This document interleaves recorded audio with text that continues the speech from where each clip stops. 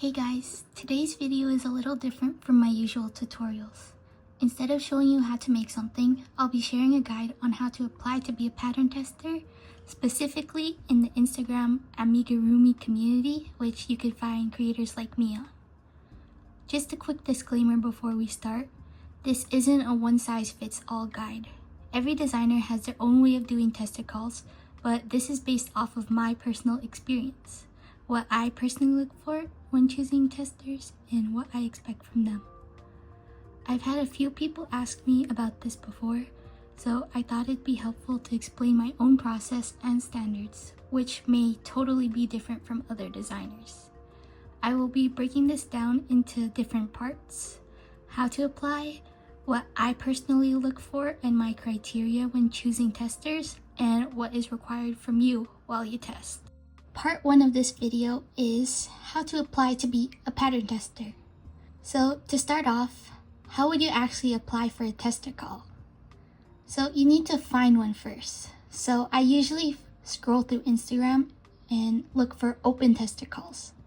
You can find them by searching through hashtags, looking through people's stories, or just keeping an eye out for designers you already follow. Once you find a pattern you're interested in testing, read the description. And I really mean read the description. I know that sounds super basic, but you'd be surprised how often people miss something.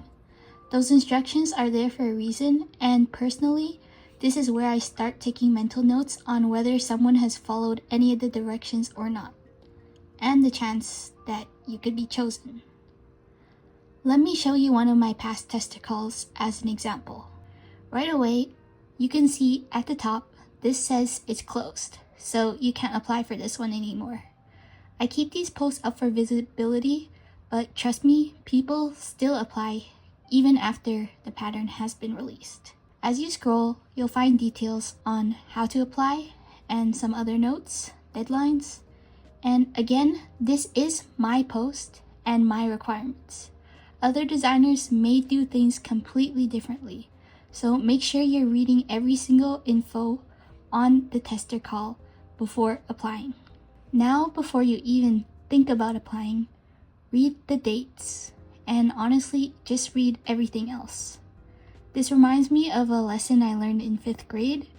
My teacher gave us a test with the instructions at the bottom, and it said, "Don't answer any of the questions and you'll get 100%. There were a whole bunch of questions at the top, and that was the little part at the bottom. Nobody read it, and my whole class failed.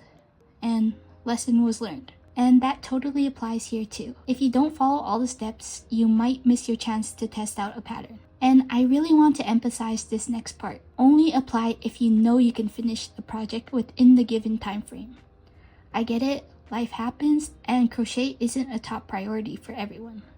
But from a designer's perspective, it's hard having to chase down testers or constantly check in. If you're applying just to get a free pattern and don't plan on actually testing, please don't apply. This takes away the spot for other people who really want to test. Just a heads up, if you've tested for me before and didn't meet the deadline, that might affect whether or not I choose you again in the future. Now, let's talk about the actual how to apply. Most of my tester calls include a few basic requirements. Follow me, like the post, save the post, yada yada yada. Have a public crochet account. I'll go more into this in part 2. Share the post. This isn't required, but it's appreciated for the reach that I personally get on the marketing standpoint. And of course, comment to apply. This last one is the most important part because it is the application, how to apply for a tester call. So here's a quick example. Let's pretend this tester call is open and I want to apply. It says, comment I'd like to test. That's pretty easy. Then it asks which I prefer, PDF or Ribbler. And I mention which one I want. And if either works, also say that.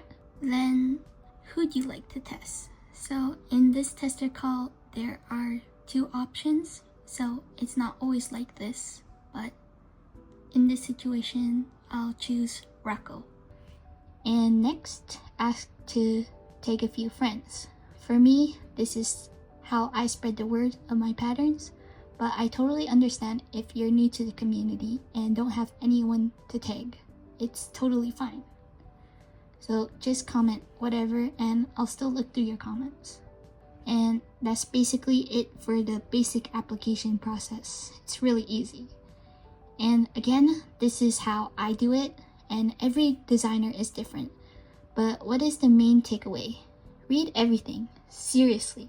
The better you follow every single instruction, the better chance you have of being picked to test a pattern.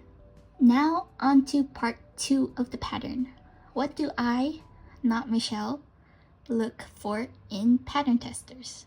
Okay, so this is what I personally look for when choosing my testers. And just a reminder, this is my process again. Every designer is different, so what works for me might not work for another. But here's what matters to me and how I go through applications. Number 1, did you follow the application instructions? Obviously, this one shouldn't be a no-brainer, but you'd be surprised how many people miss something really simple. Let me walk through what I actually do and then a few bad examples of what you don't do. So I usually click on the tester call, filter the comments and scroll to the oldest and start from there. And I already have a mental checklist in my head. So now on to some bad examples. Here's the first comment. Oh me, let me, PDF version. Okay, I don't know what character you'd like to test. Then I could go to a profile. You're not following me. That was the first requirement when applying. Account is private. Account is personal with no crochet in sight. They comment with a personal account and tag their crochet account that isn't following me. At this point, I'm confused because I have to go through both profiles. And so yeah, that's not really how you follow my criteria. So let's just look at a good example. Hi, I'd love to test for you. I want to make Rocco and I prefer the PDF version. And then tagging 2 of their friends. I click on your profile, you followed every other step and your account is public. You're following me, your feed has crochet content and everything checks out. So yay, you have a real chance now. Number 2, a public crochet account. I touched on this in part 1, but let me explain why you need an account that's public and crochet focused. Your account acts like your portfolio. It shows me your past work, your skills, your styles, and it just gives me an idea of what I can expect from you if I choose you as a tester. From a marketing perspective, this also matters. I want the pattern to be visible when you share it. If your account is private, I don't benefit much from that. And yes, this is important because I am literally a broke university student trying to afford tuition through my crochet patterns.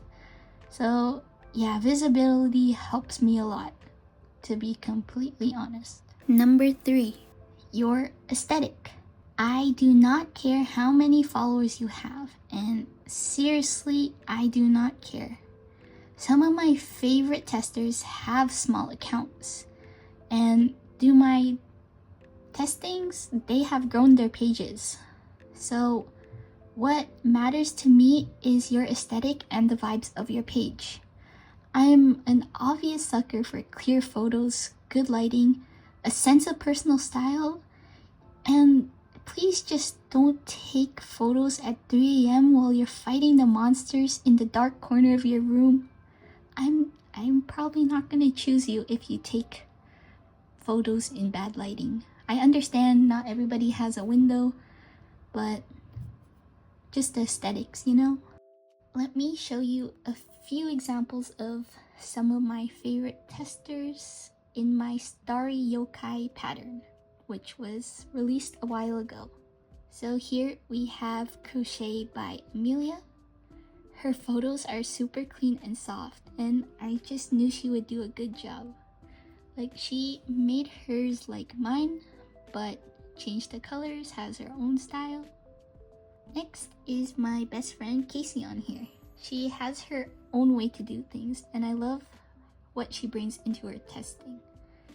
She added her own touch to it, and it's just perfect. Now we have 910s. Her aesthetic is just really cute and cozy. I love the colors. It's not just a plain white background like me. So she brings something else, and her finished plushie turned out amazing. And Acorn, I mean, just look at it. Do I need to explain why I chose her to test? It just looks really good.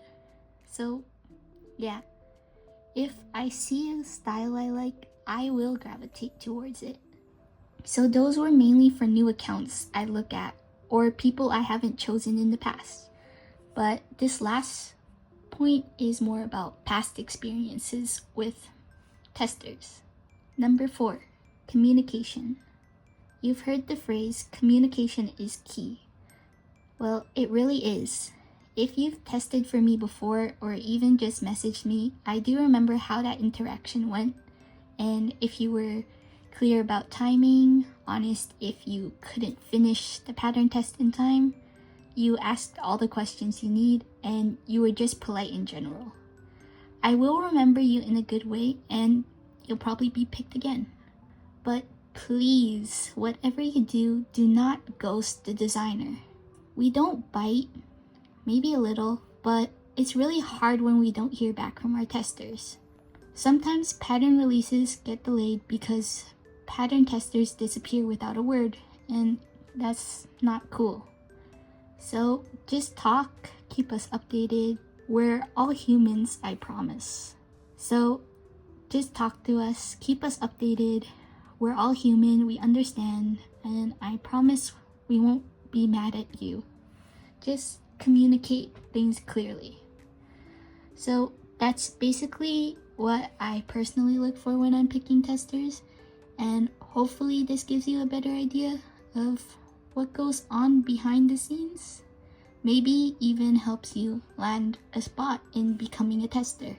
Okay, part 3. What is required from you as a pattern tester? Okay, you've been picked. Yay! But what now? Here's what I typically expect from my testers. Again, this is just me. Other designers do things differently, so check in with whoever you're testing for. Number 1, meet the deadline. This one is super important. Deadlines are there for a reason. They help us stay organized and keep track on pattern releases. But listen, I totally get it. Life happens. If something comes up and you can't finish on time, just please communicate. It's so much better to let us know than to go silent. And please don't apply if you know you won't finish in time, like if it's finals week or whatever. You're not only taking a spot from someone else, but it also creates stress for the designer. Number 2, give feedback. Even if the pattern feels perfect, I promise you any feedback still matters. Saying I liked it is nice, but it doesn't help us improve the pattern. Just let us know if a stitch count was off, something was worded differently or weirdly, you spot a typo, if you think a certain section should be clearer, if you think the font size is too small, or just the layout of the pattern is horrendous. Just let us know. Designers are human too, and we miss stuff. Your notes help us make sure the final version is the best it can be, not just for you, but for anyone else who may use it in the future. Number 3, photo submission. I usually ask testers to send me a finished photo or 2. These are used for things like tester appreciation posts, shop listings, or even just to show how amazing all your work is. Plus, I genuinely love seeing what you make. Seeing your versions of my patterns come to life is one of my favorite parts of this whole process. This also helps your reach. So if like you're testing for a bigger designer and they eventually post a tester appreciation post, you'll see yours and other people will see it too. So marketing perspective, you're growing, I'm growing, all good. Number 4, keep the patterns private. And now this is one of the most important things, and it's become a problem in recent times, or it's always been a problem, but more problematic recently. Please don't share or trade a pattern. I know some of you might be young or just not in the place where you could buy patterns, and I get that. But when you share or trade a pattern that isn't meant to be shared, it hurts. This is my passion, and it's also my job. Every pattern takes hours of planning, testing, editing, and designing. When someone shares it without permission, all that time I put in is being given away for free without my consent. If you can't afford a pattern right now, there are tons of amazing free patterns out there, and you're absolutely not hurting anyone by using those. But trading or distributing paid patterns is not okay. Pattern traders are hurting small creators, and I promise you it makes a bigger impact than you think. So please respect the work, respect the creator. Support when you can, and even if it's just by liking posts or leaving kind words, that alone means the world.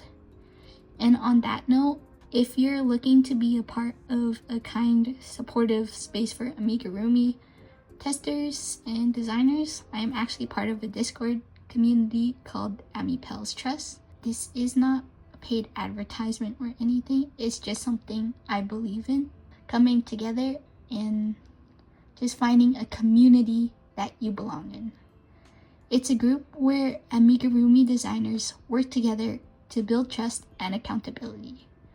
And honestly, it's such a great place if you're looking for genuine support, advice, or just people who get what you're doing. If you want to learn more, you can check out my friend Helen at Love Fluffy Florals on Instagram. There's a pinned post there, and you could catch up with all the details and apply to be in the community. And that wraps up part 3. Thank you so much if you made it this far. I really hope this helped you understand what goes into being a pattern tester, what's expected, and how to make the most of the opportunity you get if you ever get picked. So yeah, that's how you apply, what I look for, and what you actually have to do to get picked as a tester. Easy? Okay, maybe not easy, but definitely doable. If you made it through this video, congratulations. I honestly hope this helped answer your questions, or at least made you feel a bit more confident into diving into your next tester call. If you have any questions about it, please let me know. If you like this video, please just let me know in the comments what you think, and help me feed the YouTube algorithm, because I don't post on my channel often. Anyways, like, comment, subscribe, and see you guys next time.